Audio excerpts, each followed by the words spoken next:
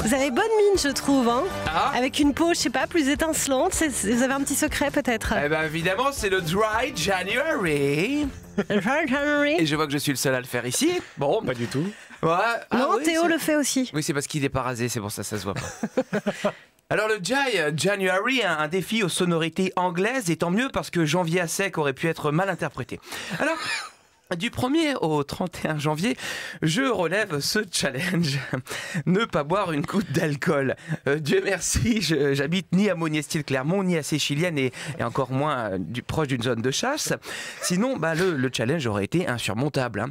Et puis des villages isérois comme Séchilienne, d'où viennent les scénaristes de Shining, L'Exorciste ou encore Moi moche et méchant. Eh bien, respect à tous ces habitants pour qui l'alcool permet de ne plus subir. Et il y a des villes aussi en Isère qui ont interdit le Dry January, sinon économiquement et culturellement parlant, elles sont foutues. Et j'ai une pensée pour Livet Gavé, encore une Je fois. savais que Livet Gavé allait arriver. Ah non mais j'ai dit, de toute façon, Olivier Giroud nous a pas fait gagner la Coupe du Monde, j'y vais à fond sur Livet Gavé. Le Dry January, c'est quand même le moment de faire le point sur votre consommation d'alcool en famille, c'est important. Dans la mienne, le premier qui craque, c'est un alcoolique. Et sur les 12 participants, seulement 3 sont encore en course. Normal, on a des origines bretonnes, et sur les 3, 2 viennent de naître.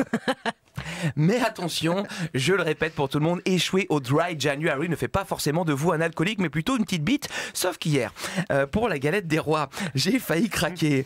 Mon neveu qui ne cessait de crier « j'ai la fraise » pour dire « j'ai la fève ». Mon frère qui ne cessait de hurler « je vais la braiser » pour dire « je vais attendrir la viande, elle est trop sèche ». Eh bien, ils ont tenté de me piéger. Voilà que mon neveu chute au sol, s'érafle le genou, ça saigne, ça s'infecte, personne ne bouge, ça s'infecte, ça sointe.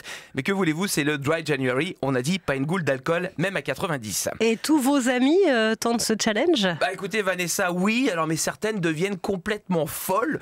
Une amie qui vit donc à Grenoble, au quartier Championnet qu'on connaît tous ici, c'est-à-dire qu'elle crée elle-même ses sarouels avec des vêtements désiguales, de la laine de brebis du Vercors pour assister à des rêves parties au milieu des bouses, qui me dit, tiens, le Dry January c'est super, mais il serait bien que tu essaies le Vegan January. Soit quoi j'ai répondu, désolé mais en plus du Dry January, eh bien je pratique le Fuck January. Tiens, voilà. Alors pas de panique, comme vous l'avez vu, je l'ai insulté avec politesse, c'est un fuck entre parenthèses. Voilà, là il n'y a pas outrage aux gens. Voilà, c'est 3 doigts. Parce que je pratique aussi le courtesy January. Alors par contre, je vous le dis, l'année prochaine, enfin le mois prochain, pardon Vanessa, j'enchaîne le rattrapage February. C'est-à-dire que je rattrape toute la oui, tout ce consommation que vous n'avez pas bu. oui, je suis grenoblois, isérois, je respecte les coutumes. Afin de passer le niveau au-dessus en devenant alcoolique pour savoir ce que ça veut vraiment dire, le Dry January.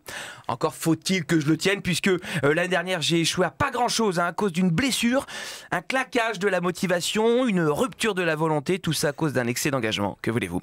Mais la vie sans alcool, je vous le dis, c'est le bonheur. Moi je revis, regardez, je vous aime encore plus, c'est magnifique. Sauf pour l'ambiance des soirées. Alors vous savez ce que c'est un lac du Connemara en soirée sans un mec bourré? Une idée? C'est bizarre, non? Oui, c'est bizarre. C'est juste une chanson de Sardou. Voilà, c'est ça. Alors, pour celles et ceux qui ne sont pas convaincus par ce challenge, voici les bienfaits d'une vie sans alcool.